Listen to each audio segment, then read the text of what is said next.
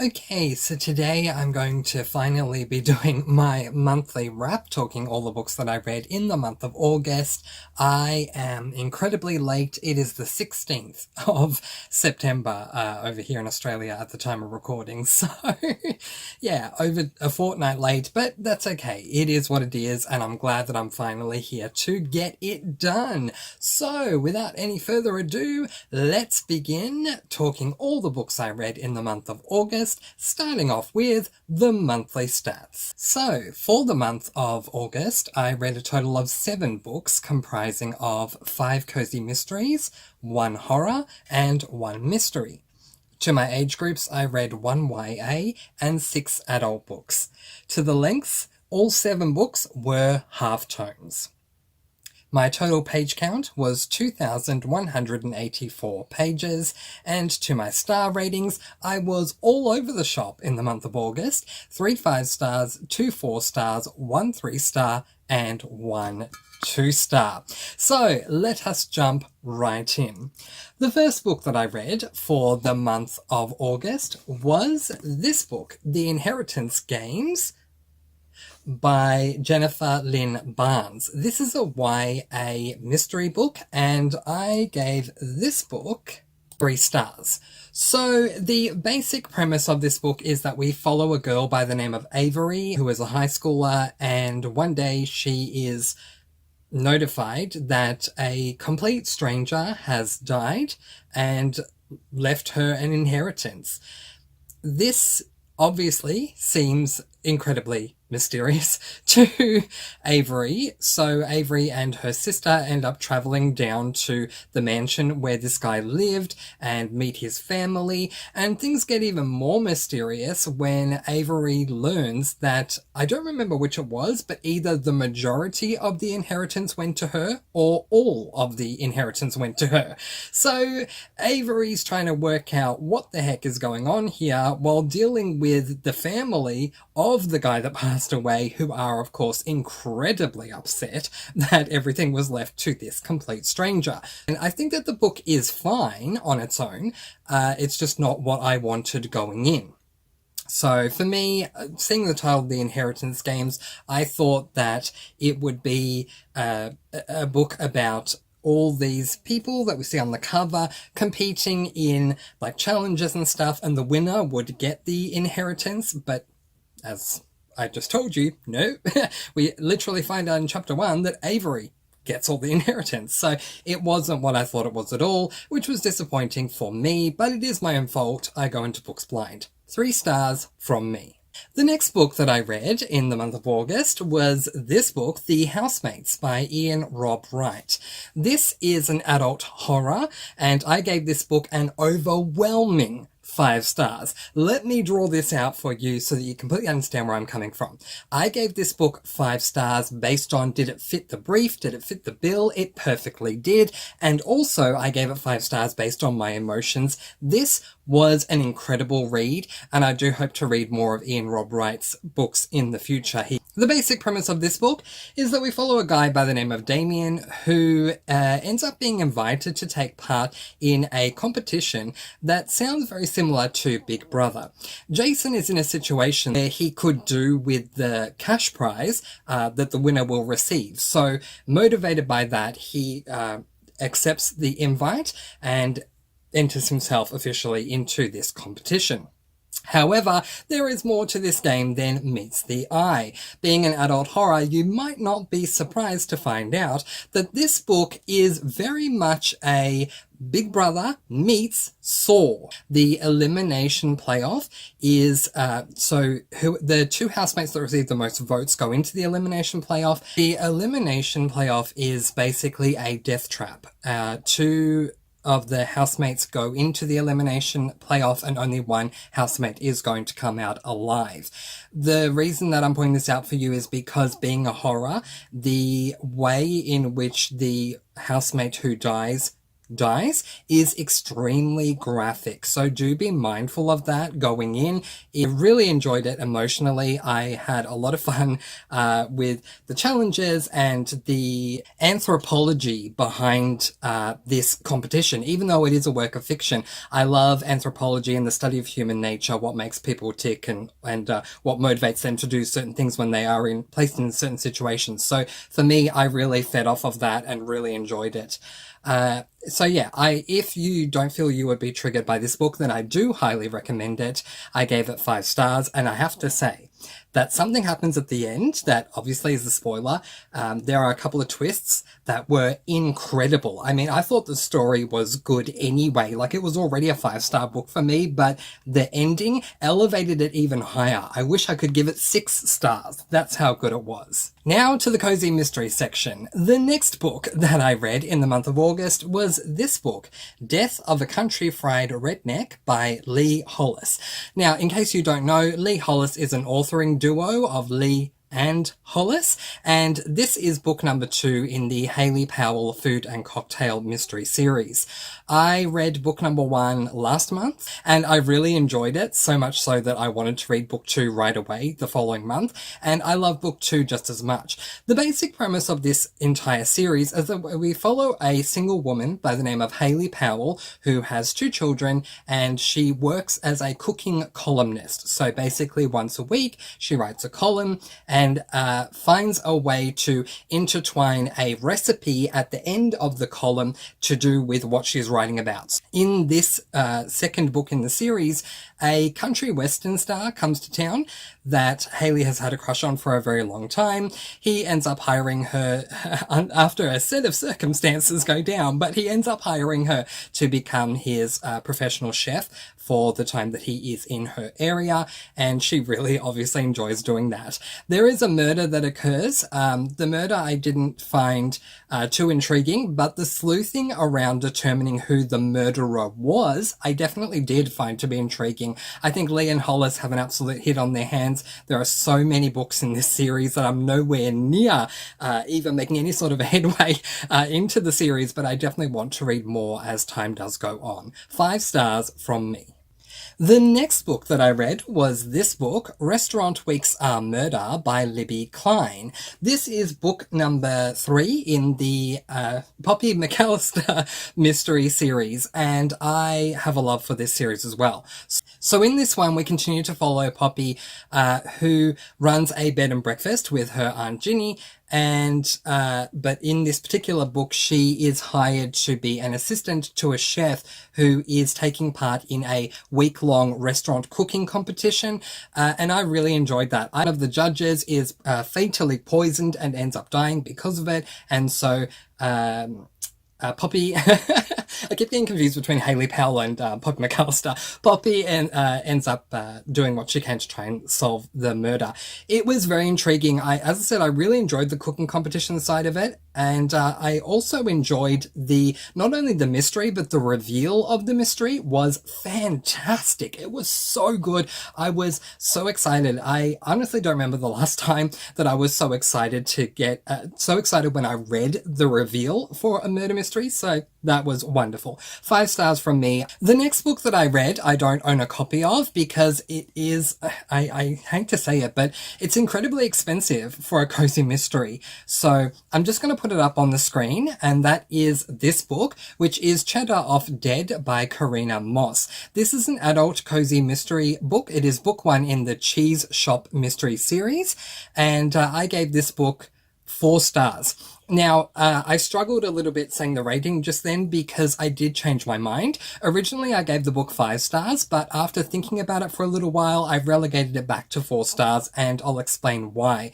First of all, the premise of this book is that we follow our protagonist, whose name is Willa, who runs her own cheese shop. She has always been interested in cheese, and she has studied a lot about cheese, even going abroad to learn as much as she can, doing mentorships and other things as well. And the passion that she has for cheese clearly shone through. To zoom out of the book, the passion that Karina Moss has for cheese also shone through, and I really appreciated that. Sometimes when I read cozy mysteries, I get a little bit disappointed when I read the title of the series and find out that we don't really get a lot of information about that particular theme. But that's not the case with Cheddar Off Dead, because Karina Moss is clearly very passionate about cheese, and we learn a lot about it as we do go along in the book. Not only do we learn a lot about different types of cheese, we learn about different types of pairings you can do with the cheese, and which cheese might do well in a certain dish or paired with a certain type of wine or whatever. But also, Willa is someone who just loves eating cheese, not only selling it and talking about it, but she loves eating it in different situations. One example I can give you is when she's stressed. She'll go off and eat cheese or make some sort of a fondue or something. And I just loved it. I had a whole lot of fun. My biggest concern, though, was the first chapter. It took me a little while to get into it, despite the fact that she does talk about cheese right from the get-go. Like, literally in the first sentence, she's explaining a type of cheese, which I loved. Just getting on board with the characters, the setting, and where we were going with the plot, it took me a little while to get into. But aside from that, I thought it was good. But I enjoyed the book, and I gave it 4 stars. The next book that I read was this book, which I also don't have a copy of, Scene of the Climb by Kate Dyer Seeley. This is book number 1 in the Pacific Northwest Mystery series, and I gave this book 2 stars. This book incredibly disappointed me, I'm so sorry to say, and it received the lowest rating that I gave any book this month. In this book, we follow Meg, who ends up being hired to become a columnist for some sort of an extreme sports magazine or something. I honestly, it was a while ago when I read the book, but so just even remembering that is a win, considering it's a book that I really didn't enjoy. But yeah, she ends up being hired to be a columnist for an extreme sports magazine, which is totally out of her field. She even says something along the lines of, the idea of extreme sports for me is getting up off the couch to go to the kitchen and grab a meal. Like, it's so out of her wheelhouse, which I thought was interesting, but she needed the money and the job was there, so she might as well take it. And for the first one, she's following these mountaineers, these climbers, and she's going to write an article on them. And yeah, along the way, there is a murder, and she ends up trying to solve it. I had a lot of issues with the book, and the biggest concern that I had was the Australian representation. I was incredibly excited when I found out that an American author of a cozy mystery was including Australian representation. But the moment that I started reading this Australian representation, I became disappointed with it and felt quite let down. The more that I read this Australian representation, the more it started to irk me, and then irksomeness went to annoyance, and I just became incredibly angry the more I was reading. So I'm going to give you an example from the physical book of something that annoyed me that is not a spoiler, and I'm also going to give you an example from the audiobook that I was listening to that is also not a spoiler that annoyed me. In the physical book, Kate Dyer Seeley mentions a term in a quote that the Australian is giving. He uses a term that is pronounced in Australia as ochre, or maybe if you're in America, you might pronounce it ochre. It is spelt O-C-K-E-R. Feel free to look it up in Google. Pause the video, look it up in Google. And now I'm going to tell you what Kate Dyer Seeley said that this word means. Kate Dyer Seeley says that this word means man-eater, and that couldn't be any further from the truth. And I was really, I started off laughing when I first read this, going, wait, what? Man-eater? And then I even went to Google myself because I was second questioning myself, thinking, well, naturally Kate Dyer Seeley's done all this research, so maybe I'm wrong. But no, I'm definitely not wrong. An ochre is a term that is, the term ochre is a term that is not generally used in civilized conversation. It is a demeaning term to refer to someone who is not exactly bright, basically. So it's not something, as I say, that you would normally hear in civilized conversation, and I was very surprised that it came up in the book anyway. But despite that, I was more surprised that Kate Diacelia got the term completely wrong, and the protagonist kind of ran with it for a little while. The next thing that I want to bring up that was a concern for me comes from the audiobook, and my concern with that was the narrator, who I did not have an issue with prior to meeting the Australian character in the book, but the narrator decided to adopt a New Zealand accent, which is technically incorrect. If you are going to adopt an accent for an Australian, then you would think that you would adopt an Australian accent, and she didn't do that, and that really annoyed me. For those who don't know, because I've discussed this on my Discord and some people didn't know this, so I'm happy to confirm it for you, Australia and New Zealand are two completely separate countries. So it just doesn't make any sense if you're going to say that a character is Australian and use a New Zealand accent for it. But yeah, I didn't enjoy the plot either, even when I tried to put aside the whole Australian thing. Thank goodness he's not the main character. The plot itself just did not intrigue me at all, and I really didn't enjoy following the protagonist either. The murder mystery did not intrigue me either. It just was a book that was not working for me, but as I said, I continued to read it because it was a buddy read that I did set up. Ultimately, I gave the book 2 stars. I will not be continuing on with the series. It just was not the book for me. So now to the final book that I read in the month of August, and that was this book, Murder Makes Sense by Kristen Brecker. This is an adult cozy mystery book. It is book number 2 in the Nantucket Candlemaker mystery series, and I gave this book 3 stars. So I read book number 1 a little while ago. I honestly don't remember what month it was, but that was Murder's No Vote of Confidence, and I gave that book 5 stars. That book defied logic for me. As a fan of cozy mysteries that are more cozy leaning, Murder's No Vote of Confidence is a mystery leaning cozy, and I loved it. It was fantastic, so it defied logic for me. So I was incredibly intrigued to pick up book number 2 and see what Kristen Brecker had in store, and I even remember sitting down, picking up the book for the first time and reading the first page and feeling so excited, having so much anticipation to finally get back to this world, if you will, and how amazing the mystery was from book 1. I was so intrigued to see what was going to happen in book 2. But there were many concerns that I had with this one, and it definitely did not hold up to the first book in my opinion, prompting me to put a heading into my Goodreads review, which was maybe it's middle book syndrome. So for this one, we open up in Paris, which really threw me for quite a loop, because cozy mysteries are usually set in small towns, and this one we're opening up in a big country. So I was very surprised with that. However, it does make sense if you do continue on, which obviously I got to the end, so I did, because once she does go back home, which I think is either at the end of chapter 2 or somewhere in chapter 3, we find out what the mystery is, and the mystery links back to her time in France, so we do have to include that, so that's fine.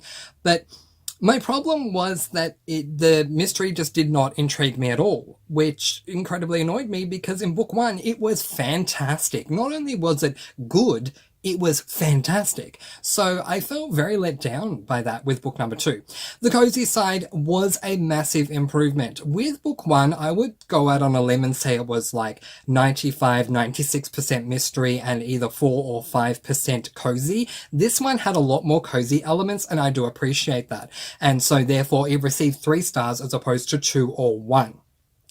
I have ummed and ahed ever since I finished reading this book, so for the longest time now, whether or not I'm going to finish out the series. There is only 1 book left, and I think that may motivate me to pick up book number 3, even if just to close out the series. But a disappointing way to end the month for me. 3 stars for this one. And now for everyone's favourite game that we like to call Up, Up, Up, Up, Up, Up, Up. These are most of the books that I read in the month of August 2022. What books did you read for the month of August 2022? Let me know in the comments section below. But in the meantime, that is where I am going to leave it, letting you all go with peace, blessings, and so much love. I don't know when the next video is coming out, but it won't be too far away, so keep an eye out. And in the meantime, happy reading! Bye everyone!